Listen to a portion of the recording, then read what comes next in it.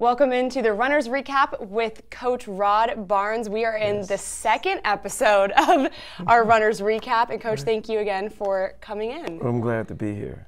Thank you. We are too, for sure. It's an exciting time. We are getting a little bit closer to the season, still have some waiting to do, but I know we talked a lot about the past and the present with the team, but I want to focus on first and foremost on the offense. I know we talked a little bit about defense. We know that's your forte, of course, but the offense this year, what have you seen outside of the speed we were talking a little bit about last week? What can we expect from the offense and the Runners this year? Well, I think we have a couple of guys that we had 3 guys that are returning that started for us most of the season. They all 3 averaged over 10 points.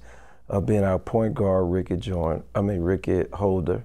Jarkel Joyner is our off guard who averaged 10, and then Damon Durham averaged 12 a game. So we start with those guys, and you always want to have good guard play. And we have good guard play. We have experience at that position.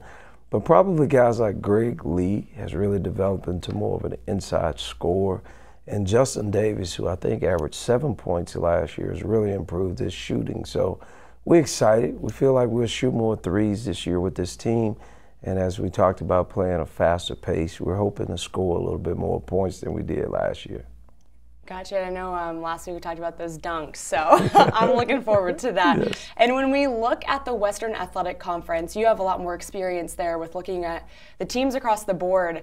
What really stands out in this conference? Is it more of an offensive, fast conference that you guys are going to try to fit into, or is that why you like to focus on defense, or is it a more defensive-minded conference usually? What do you see out there? There's good balance. I think New Mexico State, who's been kind of the class of our league, they pretty much built their program on defense and really tough play. I think Grand Canyon is the one that's kind of tried to turn the tide a little bit because they like to play a little bit more up pace. Coach Marley is more of an offensive player.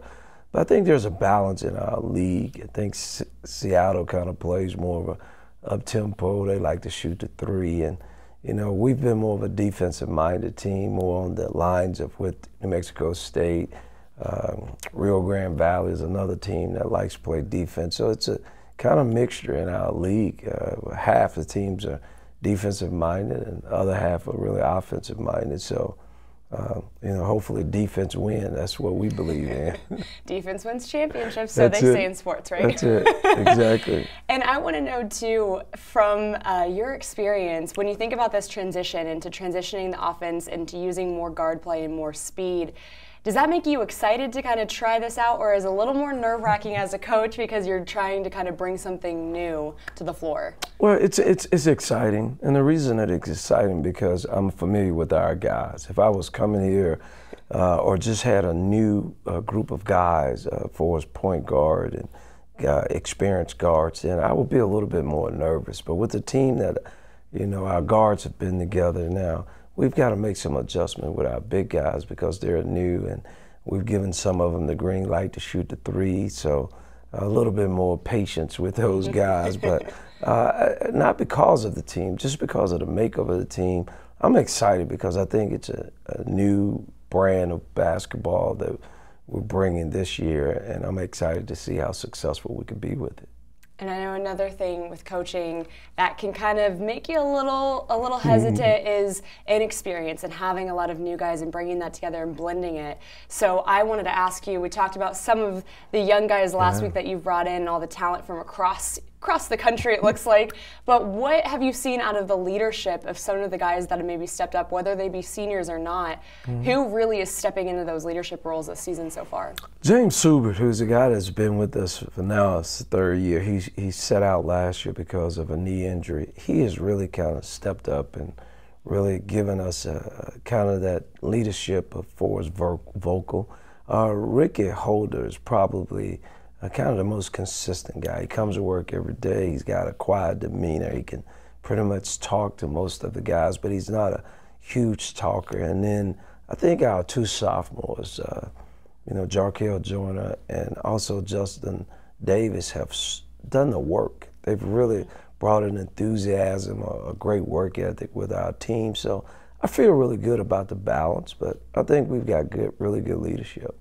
Absolutely, and part of that leadership that's kind of unique is bringing in Brent Rapp as a grad assistant, and the reason it's unique is because he was playing for you last year. Right. So what have you seen as an addition? I know I talked to him at Media Day, and I think it's kind of a little bit of a secret weapon to have someone who was on the floor with the guys a year prior, and now they're coaching, so he kind of sees it from both worlds. But yeah, what do you see? Well, he's a really good, first of all, he's always been kind of what you want to call a floor general, a coach on the floor. So it's really an easy transition for us in the position that he understands from a coaching perspective now a little bit more, because he knows what we're saying in the meeting, our expectation of each guy. But also he has a relationship, and he's just right out of playing last year, so he can kind of give us a gauge on the pulse of the team, and that's always important, especially nowadays, because teams are kind of up and down, and when you've got someone in the middle that can say, hey, coach, we might want to back off them, or hey, coach, everyone's fine, or the attitudes of the team, because the guys that he played with, some of them are still playing, so they're really comfortable and familiar with him. The same guys that were young guys last year feel comfortable coming back to him again this year, asking him questions, and now he gets a chance to speak more because he's a graduate assistant from a coaching perspective, and I think they take it better. Absolutely. And was that part of the reason of you bringing him in as a coach so soon? It was, because just the continuity of people that we have in our staff, wanting to try to build around people that have been here, people that understand what our culture is from a program standpoint, guys that understand means, whenever you take a new job, right? Right. You're always taking, you're making that adjustment. You're making an adjustment to the community, you're making an adjustment to people you work with, you're just making an adjustment to a new environment, a new culture. And when you've got people that have been through it, like Brent Rapp can help our new guys as well as anyone right now, because he's set in their shoes. And he understands, hey, this is what coach wants, or this is what he's saying, or you might be, might not want to do that, or you might want to encourage guys to do this. So to add him, and also I'm getting older, so all the new songs, the new trends, the new clothes, the new music, all of that kind of stuff. When you got younger guys on your staff, they can say, hey, coach, this is what they're talking about, this is what it means. And I don't have to sit at home late at night, turning on the radio, or see, I said radio, they don't even have radios anymore. But I get a chance to, do that. So it's a plus for us. I think he's excited about it, and I think we're going to benefit from him being on our staff. Absolutely. It sounds like maybe, like I said, you found a little bit of a secret weapon, but also he's keeping you young at heart. Right, no doubt. No doubt about that. That is great. And let's transition to, I know we checked in last week, but what have you seen already from the group of guys on the floor? What has the cohesion and chemistry been like for, as we talked about, you bring in some new guys, but you also bring in some JUCO transfers. Right. So what has that cohesion been like so far? It's been good. I mean, I think we're probably, what people would say, well, man, we kind of got a smorgasbord of kind of people that we have, because we've got some guys that have been here, guys that have redshirted, guys that have transferred, guys that didn't play last year because they were hurt. But I think what has happened, our coaches have been here, so there's continuity there. My son, who's our ops guy, has been here.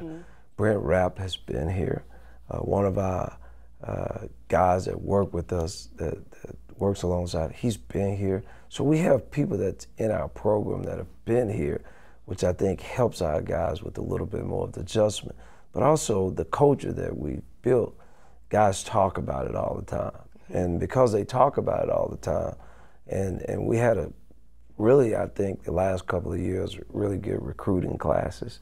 And we kind of recruited to our program. Sometimes, you go out and recruit and you're just trying to get the best student athlete as far as talent. But we're trying to look for those intangibles, and we think we've got really good fit. So guys have their own role, they have their own position, they have their own place, and now we've got a bunch of guys around them that can explain it to them. So I felt really good about how our team is coming together. And usually as a coach, when you see all these players from different backgrounds, whether it be college or whether it be part of the country where they learned basketball and grew up with basketball, the cultures are all different everywhere. Right.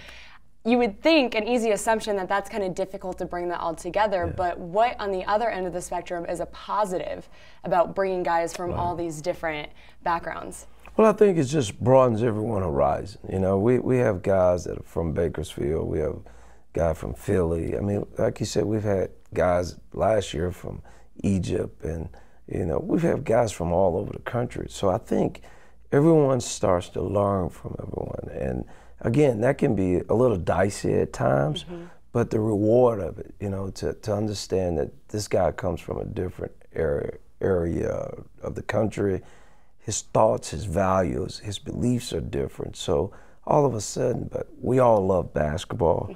We all understand that for us to be successful, it takes a team to do that. So the work every day, and it's hard, but once it happens, it's a beautiful thing, you know, to be around people that, again, think a little bit different. Maybe cultures are different, you know, their lifestyles are sometimes different. And to pull all that together and see, well, I actually enjoy this. I can give you an example. We may have a guy that's from, we have a guy now from Philadelphia, and he always talks about the food. So whenever we go on the East Coast, he's the one to talk about where we need to go eat. Well, we've got guys that maybe from the South or the West Coast that have never eaten those type of foods, and then they get there like, oh man, that was great. So I think just the educational part from each guy bringing to our team, it just helps our program to expand and help us to grow.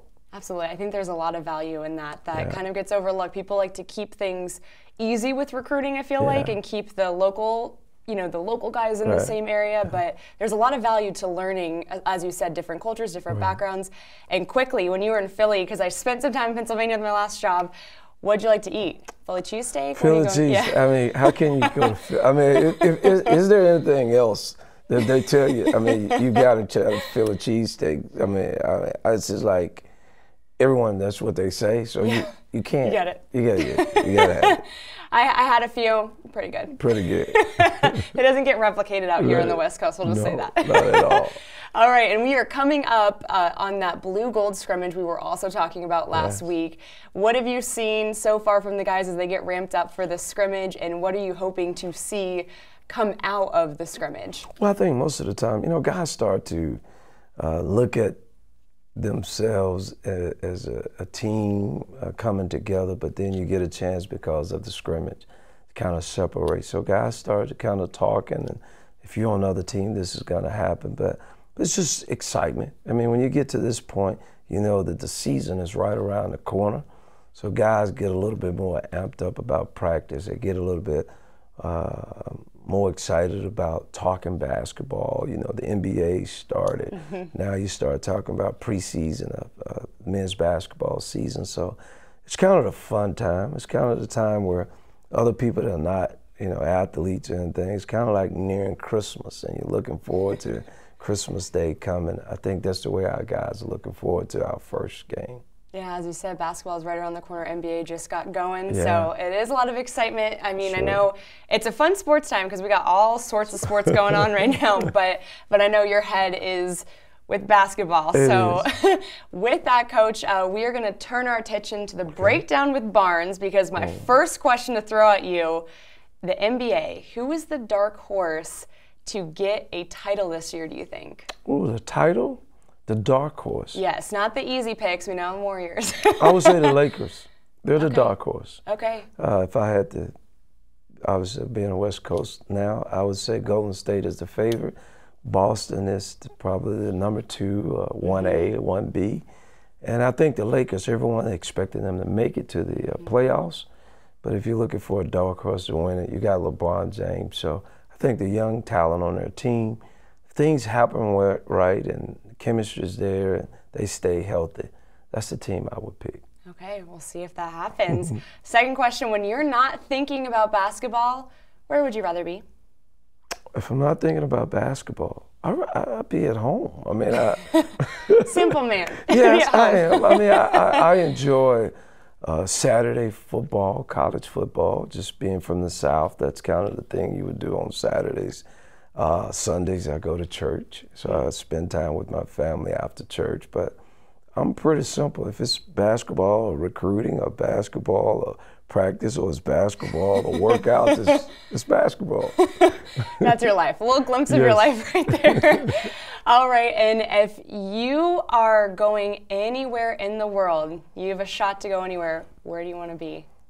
Oh, wow. That's tough, you know. You don't get a lot of free time, I'm sure, but when you do.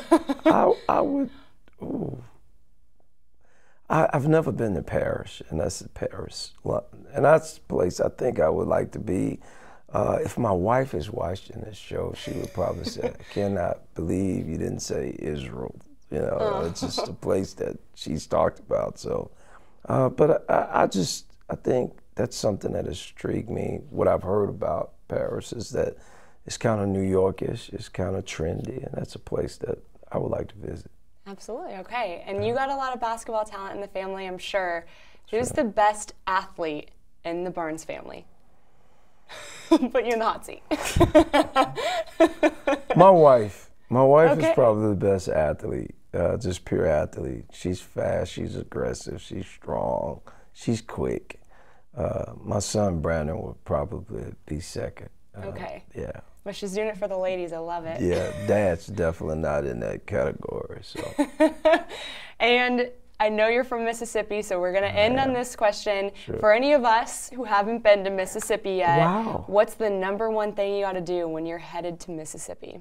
When you're heading to Mississippi, oh wow, there's so much there. I bet there is. And But Mississippi is different. It's broken down in several areas. I would go to Oxford, Mississippi, and I'm not just saying that because I was at the University of Mississippi.